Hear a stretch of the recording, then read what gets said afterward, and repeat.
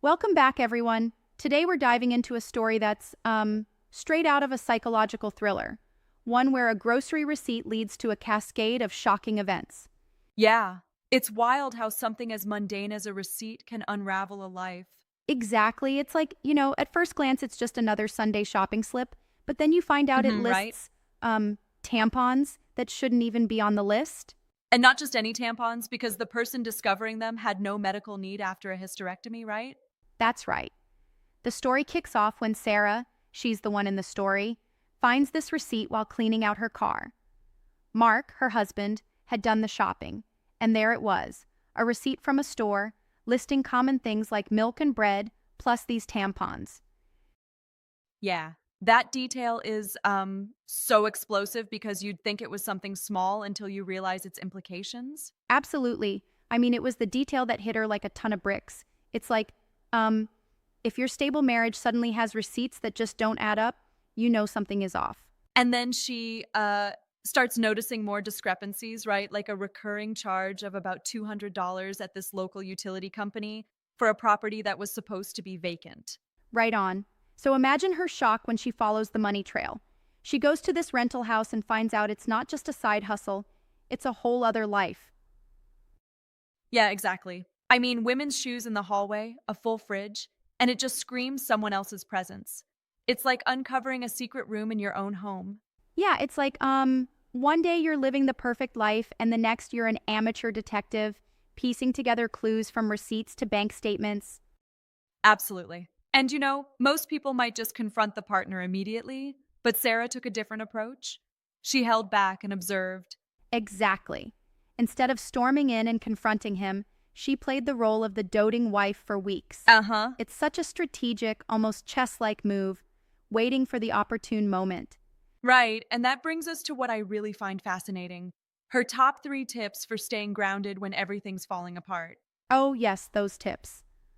The first one is the safety pause. Instead of reacting impulsively by screaming or lashing out, Sarah paused for 24 hours to let her brain shift from, survival mode to strategy mode. Yeah, that's smart. I like that too. It's almost counterintuitive, right?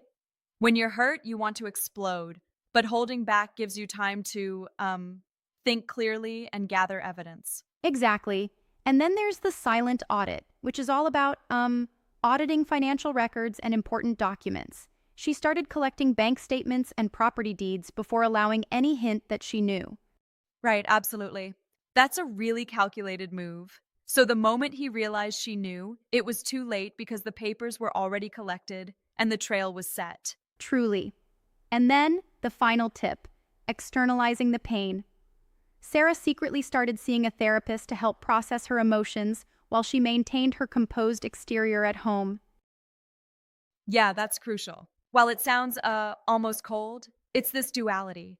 Being emotionally raw in a safe space, but stone cold during the investigation. Right, it's like mastering two conflicting roles at once. And then comes the twist, the gaslighting revenge. Yes. Now here's where it gets really brilliantly devious. Instead of confronting the mistress Mia directly, she decided to mess with her by buying her identical clothes, but in one size smaller. Person. Mm-hmm. Yeah, it's like, using the very tools of manipulation that they used on her and flipping them back. She meticulously knew Mia's correct sizes by checking the tags. Right. And then going to the mall, buying dress after dress that would subtly constrict her. Imagine that tactic over 2 weeks slowly shrinking Mia's closet. Precisely. And it creates this, war of attrition where Mia starts panicking, thinking she has some medical emergency.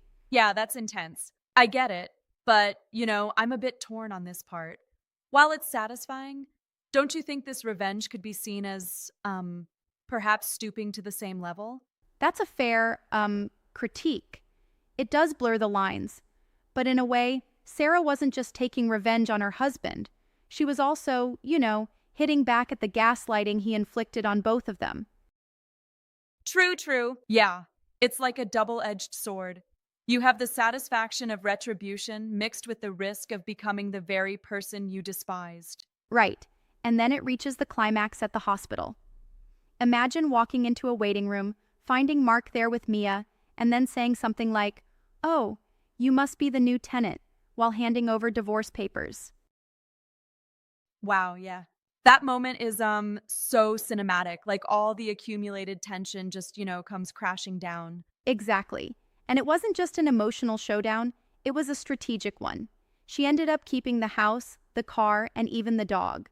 Meanwhile, Mark was left with nothing but a bag of clothes that fit no Right. one. It's striking how this narrative shows the importance of um maintaining one's composure and gathering indisputable evidence before making any moves. Totally.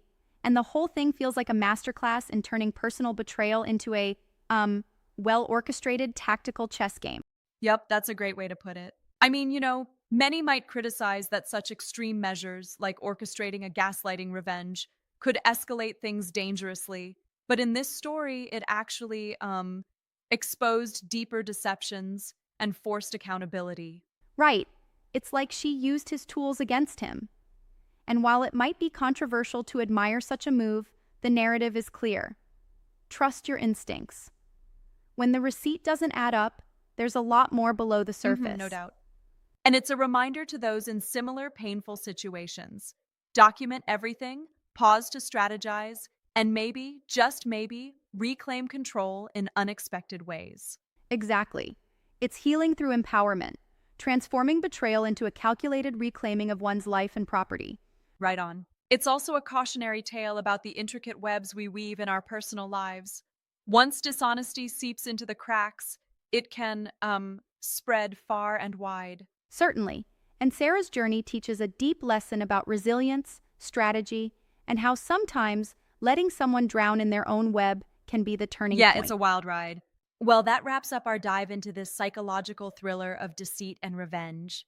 It's one story that really makes you question what you thought you knew about trust and certainty. Absolutely. Thanks for joining this discussion. Till next time, keep questioning, stay alert, and protect what's yours.